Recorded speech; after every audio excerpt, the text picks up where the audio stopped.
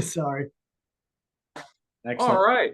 Marcus, pleasure to finally meet you. We've done some Grateful to stuff be here. before at Dread Central and also Letterboxd. Oh, So, yeah. yes, you did a list for me for Unhumans. Yes. Thank you. Dude, thank you for that list. I got to talk about planes, trains, and automobiles. I got to talk about Breakfast Club. I got to talk about, It was uh, all over the place. yes, I absolutely It did. was awesome. So, thank you. Wow. But a pleasure to, like I said, finally connect. I have a number of questions for you about the film, about All My Friends Are Dead, as well as some other stuff you're working on. Sure. So it looks like you had a blast directing this film. And I did read a number of posts online saying people were saying it's Saw meets Scream or Saw meets Seven. I want to know how you feel about those comparisons, especially given you've written for one of those franchises, Saw. I wish I should be so lucky to have our work in the same sentence as Scream, Seven, Saw, whatnot, because those are pillars of awareness. Those are lighthouses out there in horror. Much like this opportunity for All My Friends Are Dead is an opportunity to shine light on it. I was a theater usher when the first Scream came out, and in its opening weekend, it didn't even play in Iowa City, Iowa. It was in Cedar Rapids, which was 20 minutes away. So Joe Hall and I drove there and we saw it in its opening weekend. It made like 6.4 million bucks, which at the time was deemed like a shrug. The second weekend it made more, the third weekend more. Iowa City finally got Scream in its fourth weekend where it was making 10 million bucks a weekend, and we knew we were getting a Scream 2. We knew, and that was so fun because then by the time Ghostface came to Iowa City, Iowa, I'd stand in the back next to the volume knob, and knowing when he was going to attack would goose the volume, so boom, would get a bigger jump. And it was so fun to then now fast forward it's hashtag AMFAD, all my friends are dead. So now I feel like, all right, I'm on the other side of the glass. And we're coming up with our characters. We've got something different to say. We're not mimicking anything those other movies have done, but we are looking to honor the impact that they had, be it with observational humor, be it with some shocking design of kills, etc., and to have more twists than a stick of licorice. Wanted that. So, okay, yes, please bring it. And then to bring something that is only ours to it, which was courtesy of the script by Sarah Jessica Flom and Josh Sims. That was eavesdropping on this group of people that I didn't know, but felt that I could recognize from my life. And then those unique characters also resulted in a twist that I'd never seen before. And then the best and greatest thing of all, it had a heart. There was a heart to it.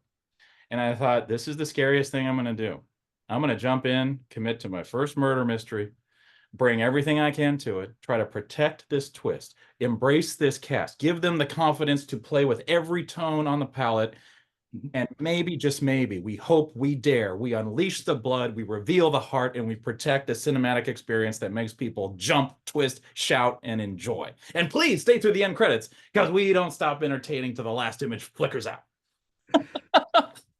Fantastic. I mean, you actually answered my second question because I was kind of hoping, like, what do you hope the audience takes away? So maybe you can elaborate on that. What do you hope the audience takes away from after watching this film?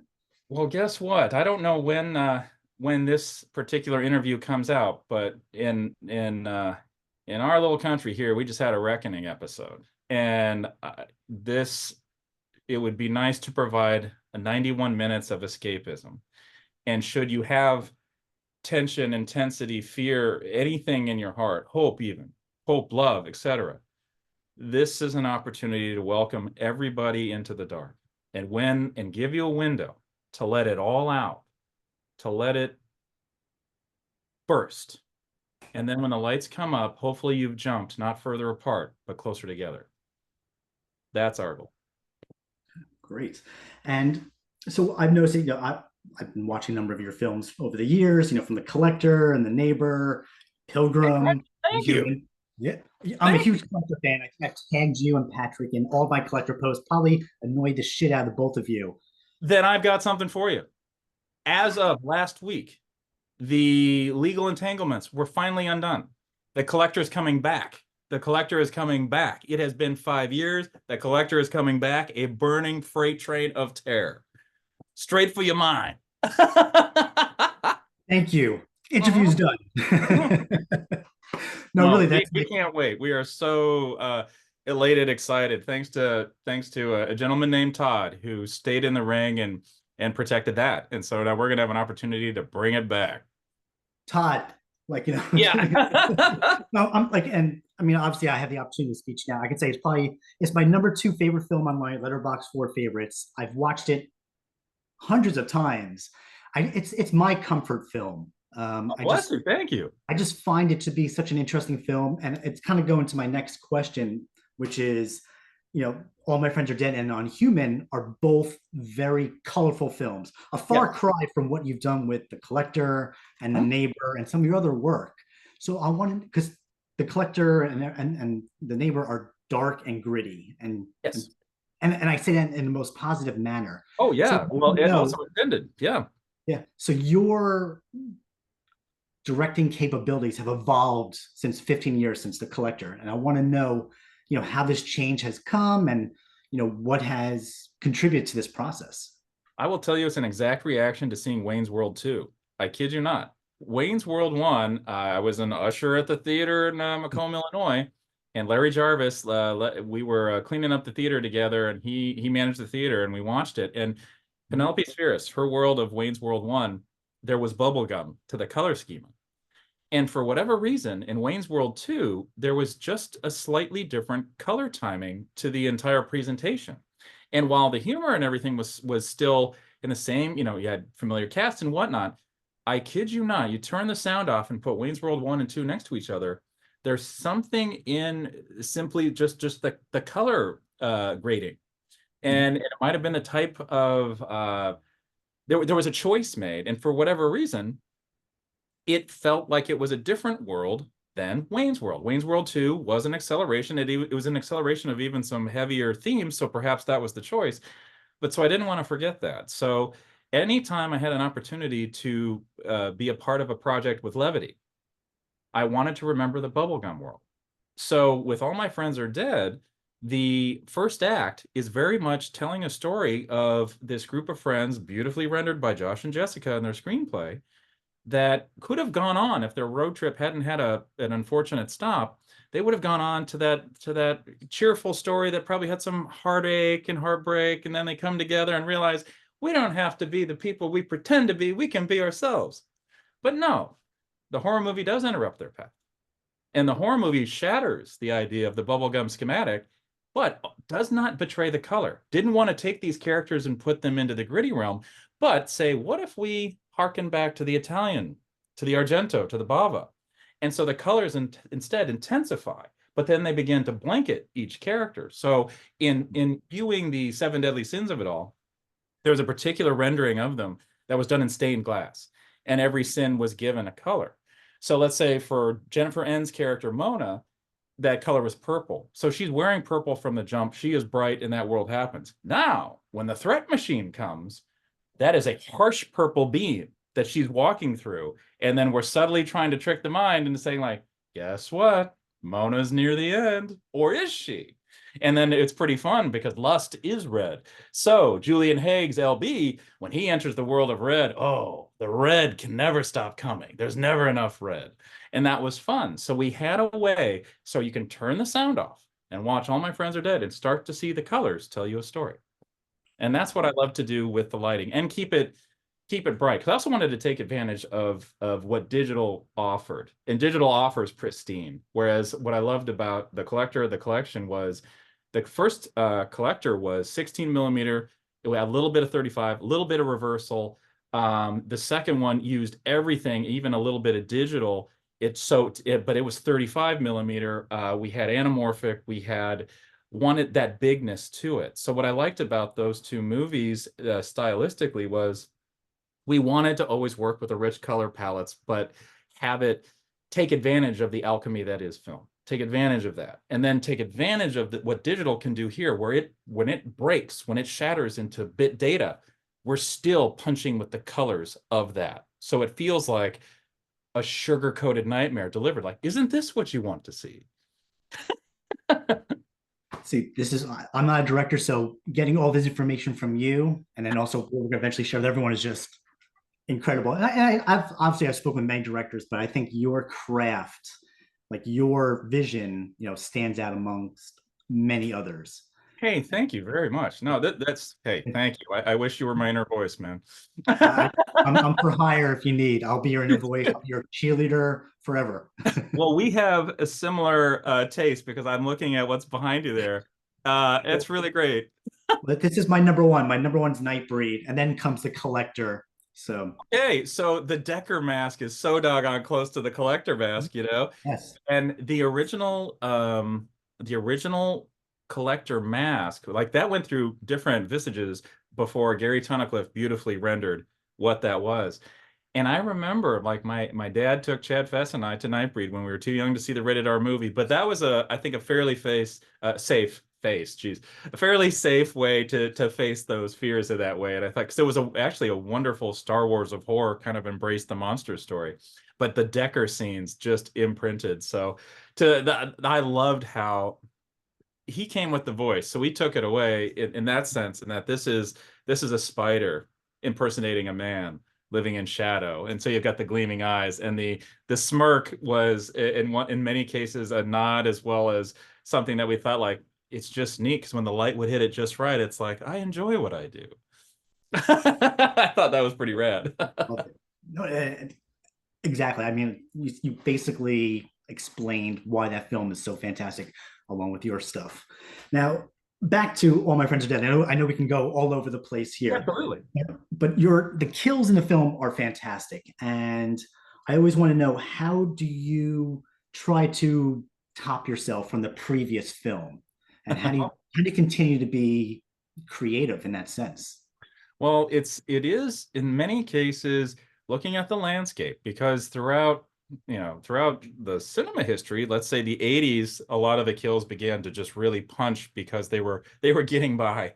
They were somehow, and then there'd be this shift in the cultural landscape of that's too much. And then you'd have the censored version, the uncut version. And then the 90s, you'd have like I remember I was at high school and I gave a speech on Marked for Death and Another 48 Hours about how on-screen violence is can usurp the Jason kills of Friday the 13th, which were being hammered with edits, if it was Steven Seagal or Eddie Murphy or Nick Nolte. Meaning like Jason's had a particular kill where it cuts away right at kind of the squirt shot of, I believe he was compressing a head or something. And it was like, oh, you know, we weren't seeing the effect intended. But then in Marked for Death, the last villain gets his eyes gouged out, his back broken, thrown down an elevator shaft, impaled on the shaft, and then insulted. And then I think he's given actually a verbal insult. We're like, okay, that's done. And I loved it. And the fact that it was directed by Dwight Little of Halloween 4, which had some compromising edits of the violence throughout. Not many, but it's still, the story still managed to go through. So now, hashtag AMFAD, all my friends are dead. How's the landscape? Well, we're coming out in partnership with some people affiliated with the release of the Terrifier movies. And Terrifier is a celebration of the go too far. Like when I saw Terrifier 1 and 2, I felt the way I felt at that critical divide between this is the movie my parents can't catch me watching. They could catch me watching Silver Bullet and sit next to me. But there are certain scenes in the Terrifier movies where, okay, you know, mom, dad, and it was that feeling of like, I'm getting away with something. This is something I can handle on behalf of my family. Like I can take this. And then the wicked humor, if you hang in there and just realize like, oh my goodness, that person just called Art the Clown a mime. They're really gonna get it. And it tees itself up like a wicked joke. So now all my friends are dead. I'm like, all right, if we're affiliated with this, when it comes to the kills, I want to court an NC-17. I want to court an X. I want to get as close to that as possible. But the rules must be it's got to be gorgeous. There's got to be something lovely about it. And it has to be a compliment to the question. How is this character asking for it? And because each of them, based on their sins, are putting something out there. They're putting something out there to the horror movie world saying, here's how I'm asking for it. Now, how I'm going to get it. And if all of that lands, then we're punching right alongside with any other entertainment competing for eyeballs that very day at that time. And maybe we're saying something about the character. Maybe we're giving you a vicious visual, but also the trickiest line was not to feel like traumatized theater, not to be like, you're going to see something innocent, hold it down, hurt it. No, there has to be that alchemy of this character is asking for it. And in the getting it, we laugh and maybe we take that with ourselves and be like, yeah, maybe I am spending a little too much time on my phone pretending to have a life that might court a wrath I don't want to see coming. Yeah, I think the audiences are really going to enjoy these kills. I think they were very creative, and a lot of the things that came, that were used as, I'm gonna say, weapons, were a little over the top, and I love that. I And love over the top. I think yeah, it's like more is never enough when it comes to some of that. And I mean, it's like, and then to ride the line, it's like we ask the audience to hang with us for quite a bit longer in developing these characters because man, if I was given the keys to a murder mystery, I want you to know why maybe each character should be cast with doubt, suspicion, be a red herring, and then try to do something else. And this is based on a cast, and I try to use every opportunity to say every cast member's name, and that is Cardi Wong, Justin Derrickson, Ali Fumiko Whitney. That is Jennifer Enns, who I've mentioned before, Julian Haig. And then to round out the rest of these buds, you've got the North Star of Jade Pettyjohn. You've got our surprise lightning bolt of voltage, Jojo Siwa. And then I was able to get two ringers, two people I'd worked with before, the Pilgrim himself, Peter Giles, and Michaela Russell. Michaela Russell not only performed beautifully in the movie, but also was our producer of 33 original tracks to give this entire cast their sonic theme. So the character of LB, played by Julian, he has a joke with a playlist that could not be done unless we had an unchecked music budget or unless we wrote something so over the top specific to what LB, who plays Lust, well, when he's in courtship mode, he's got one playlist. When he's in, I got this locked down, it's another one. As we all kind of have, and I thought, here's a moment, even with sound, where we can develop him just a little bit more before perhaps a moment that is a bit shocking happens. amazing. Yeah, I just got to notice that we have to wrap up, which is I what could keep you were going saying. forever, man. I know. I'm going to ask just one quick last question, Sure. and it's about Saw 11. It's Yeah. nice to see that you're returning to the franchise, after parts 4 through 7. And you said this is, in an interview, you said this is going to be an angry or angrier film. So what can we expect? Well, And here's what we can expect. And as I have to be intentionally vague based on a lot of things, but if it wasn't for Kevin Greuter, I wouldn't be a part of this movie. Kevin was originally intended to direct All My Friends Are Dead, but the Saw 10 production schedule came along, leaving a vacancy for this one, which was still forming.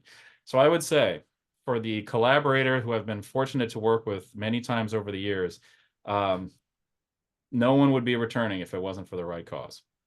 okay, good to know. Looking forward to that. Looking forward to seeing what people are saying about All My Friends Are Dead when it comes out. And of course, I'm looking forward to The Collected. Hey, man. Well, and who knows? Like, you know what I'm thinking is like, I'll tell you this a little bit. So when we we were making the collection and we had a production office and it said, collection when we were calling people to hire people, they wouldn't take the calls because it said collection. I mean, like, they thought it was the IRS. So like we have to be really careful with what we call it. So folks know that no, it's us. We're coming back. We might have to do something like the collector. Maybe we're at that point because it's been so long. We can call it the collector again, semicolon something, or just you're like, whoa. I think it's time.